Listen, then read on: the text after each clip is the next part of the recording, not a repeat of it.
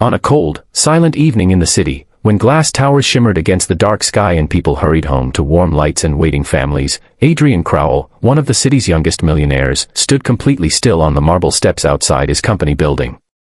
He watched his employee, a quiet young woman named Marina Valles, step through the revolving doors with 2 heavy bags pulling down her shoulders. She always walked fast, always kept her head lowered, always avoided attention. But today something felt different. Something in the way she staggered forward, in the way her breath shivered in the cold air, made Adrian feel a strange pull in his chest. He had seen her stay late for months, always the first to arrive and last to leave, yet never once asking for help or a raise. A strange instinct told him to follow her, just once, just tonight. He told himself it wasn't suspicion, only concern. But deep inside, he knew he was chasing a feeling he didn't understand. And he had no idea that what he would discover that night would break his heart open, change the way he saw the world, and alter the course of both their lives forever. Before we begin, if you believe in kindness, second chances, and the power of compassion, please like this video, share it with someone who needs hope today, comment your thoughts, and subscribe to Kindness Corner. Also tell us in the comments, where are you watching from? Adrian followed Marina at a careful distance as she crossed the busy street, weaving through the crowd like a shadow. She never looked behind her, never paused. Her uniform, basic, worn, too thin for the cold, fluttered in the wind as she hurried down a side road that most people with warm homes and comfortable lives never noticed. Adrian thought he knew his employees. He prided himself on being fair. But watching Marina walk into darker, narrower streets made him realize how little he truly understood. The streetlights dimmed the farther she walked, and soon the bright glow of the central district faded behind them. The ground changed from smooth pavement to uneven cobblestone. The buildings became older, walls layered with peeling paint and forgotten stories.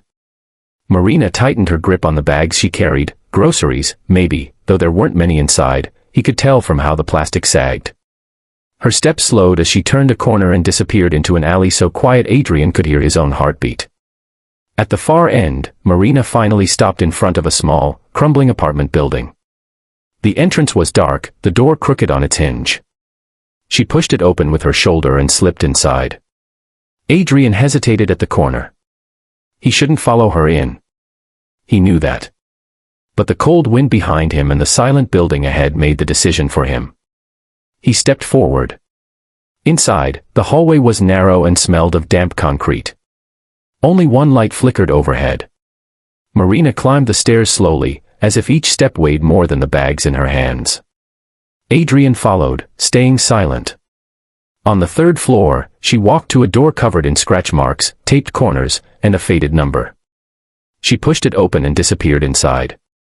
Before the door fully closed, Adrian heard something, soft coughing, then a faint voice calling her name. Curiosity tugged at him harder than guilt. He approached the door just as Marina re-emerged, startled, her eyes widening when she saw her employer standing there. She looked terrified, not of him, but of the idea of being seen like this, in a place she clearly hoped no one would ever discover. She didn't speak. She simply stepped aside, hesitantly, as if giving him silent permission to look inside. The room was small, shockingly small. A single mattress lay on the floor with blankets stacked around an elderly woman whose face was pale and thin, her breath shallow. Portable medical supplies lay scattered around her, empty vials, old pills, worn bandage wrappers. A tiny electric heater hummed weakly in the corner. On the far side of the room, a cardboard box held canned soup and a half loaf of bread. Adrian stood frozen. He had expected hardship, maybe struggle. But not this. Not a life reduced to a dim room, shared between a sick mother and a daughter who worked tirelessly yet lived on the edge of survival. Marina finally spoke, her voice soft and trembling.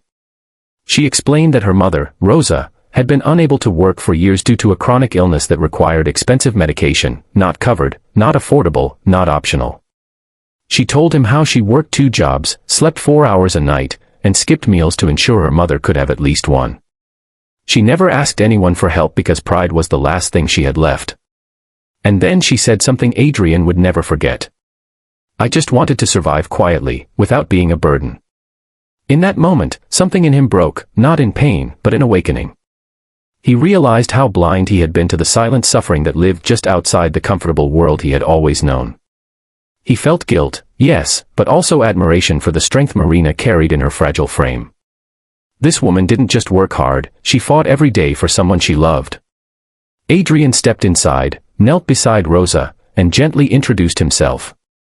She managed a weak smile. That smile changed something in him too. Over the next days, he arranged for proper medical care, ensured they moved into a safe home, and granted Marina a position that recognized her dedication.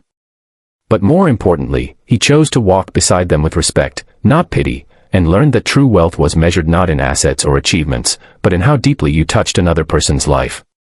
Marina and her mother slowly grew stronger.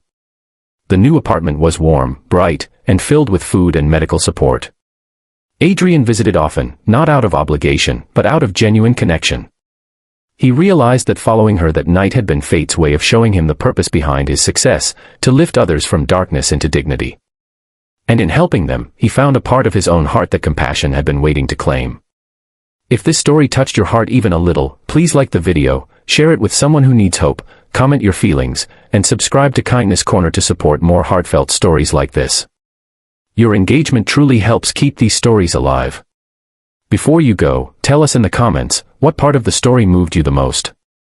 And remember, sometimes the smallest act of noticing someone can change a life, including your own.